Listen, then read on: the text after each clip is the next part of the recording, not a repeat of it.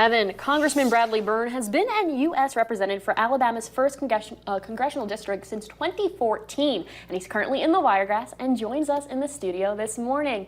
Good morning. Thank you for coming. It's great to be here. Thanks. So you're actually going to go to Fort Rucker today. So why? And is there anything that you plan to do or see?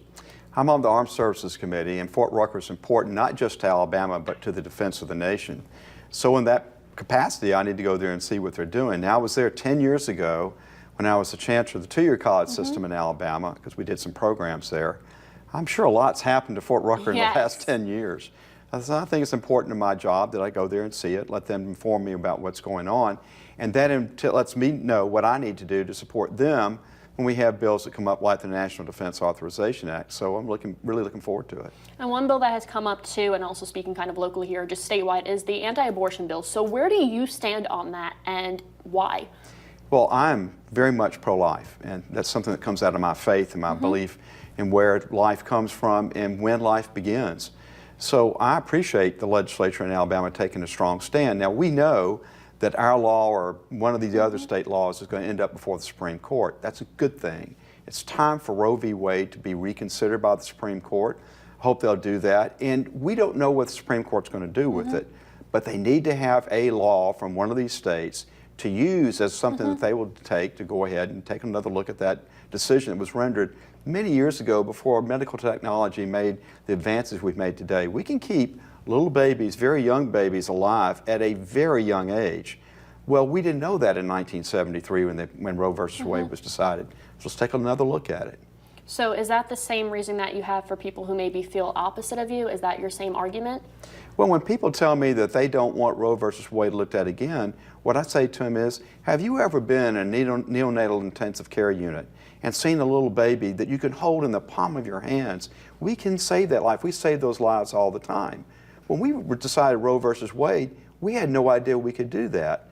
So let's take another look at it, because that life, that little baby, that's a precious life. And it's as precious inside the mother as it is outside the mother.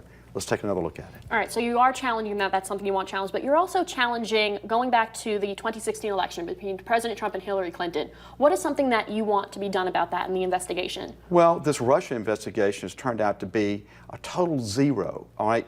We've had 2+ years of investigation, $35 million of expenditures, and what? A finding of no collusion and no obstruction. We know that there was some politics played that started this investigation. So I have a bill that would require us to investigate those investigators. Who were they? Why did they do what they did? And also to make sure that we are staying on top of these investigators in years to come, because this should never happen again. All right, so these are things that are kind of on the pipeline for you. And back in February, you announced that you were going to run. So what other things, and just how's the campaign going since then?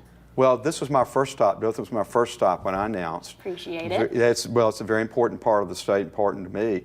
So what we're trying to do is get all over the state and talk to people in every community we can in the state. Yesterday we were in Troy and Geneva, for example, and over in Elba. So by talking to local people, doing this as a grassroots, we're trying to get our message out, but more importantly, to listen to the people of Alabama. I don't want to be the senator from Washington.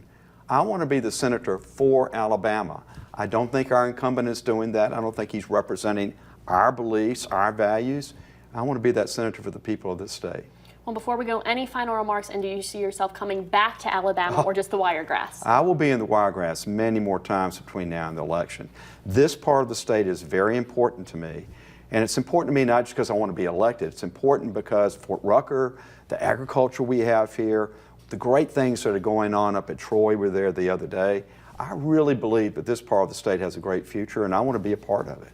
Thank you so much for coming in this morning and sharing your time. We appreciate it. Great to be with you. Well,